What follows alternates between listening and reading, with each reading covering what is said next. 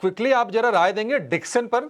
आप काफी बुलिश थे, शेयर ने लोअर लेवल से रिकवरी दिखाई भी थी, हालांकि कल और आज दोनों सत्र में शेयर गिरा है और आज तो ये ऑलमोस्ट अब डे लो पर है, 2.5% की गिरावट।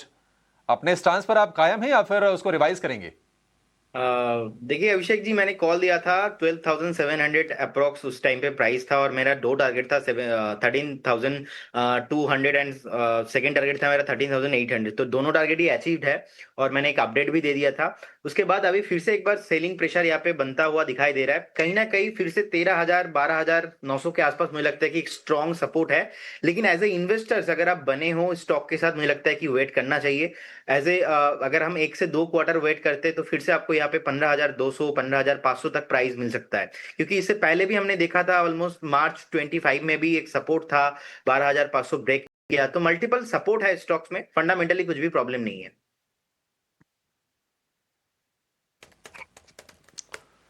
ठीक है, ठीक है, अगर आप निवेशक हैं तो आप होल्ड कीजिए। और यहां से 15,200 के टारगेट हैं प्रदीप के डिक्सन टेक्नोलॉजीज के लिए, 12,900 रुपए के स्टॉप लॉस के साथ। अब इतने बड़े साइज के शेयर हैं, लेकिन बिहेवियर अगर आप स्टॉक का देखेंगे ना तो वो ट्रेडिंग वाले जैसा बिल्कुल हो गया है। इतना उथल पुथल डिक्सन टेक में हमें देखने को मिल रहा है।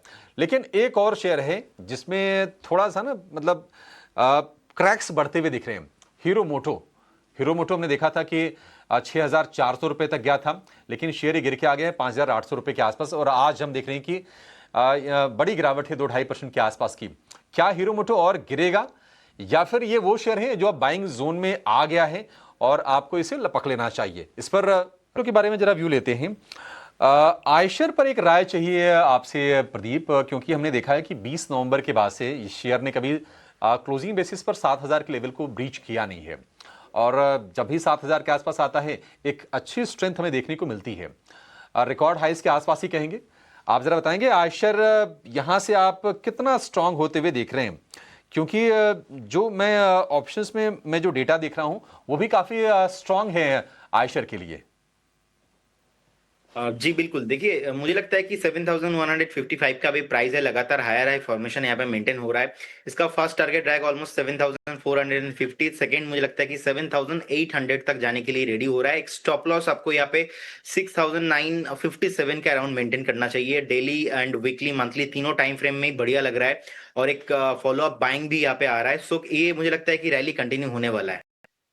एक कॉल और मैं आपसे लूंगा। मैक्स हेल्थ में आज 3.5% से गिरा हुआ है, निफ्टी का टॉप लूजर है।